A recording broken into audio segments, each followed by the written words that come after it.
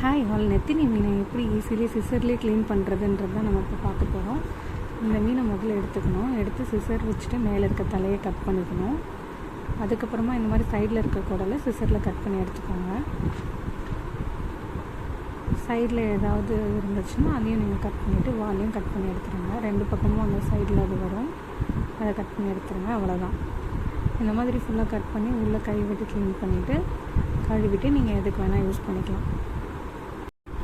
இந்த மீன் குழம்பு வைக்க ரொம்ப நல்லா டேஸ்ட்டாக இருக்கும். அதே மாதிரி நல்லா க்ளீன் பண்ணி மசாலா போட்டுட்டு தவா ஃப்ரை பண்ணலாம். இல்லை 65 மசாலா போட்டுட்டு எண்ணெயில் போட்டு பொரிச்சு எடுத்து நெத்திலி 65ம் பண்ணலாம். உங்கள் யாருக்காச்சும் வேறு ஏதாவது க்ளீனிங் வீடியோ தேவைப்படுதுன்னா கமெண்ட்ஸில் சொல்லுங்கள், ட்ரை பண்ணுவோம். நெக்ஸ்ட் இன்ட்ரெஸ்டிங் வீடியோவில் பார்க்கலாம். பாய்.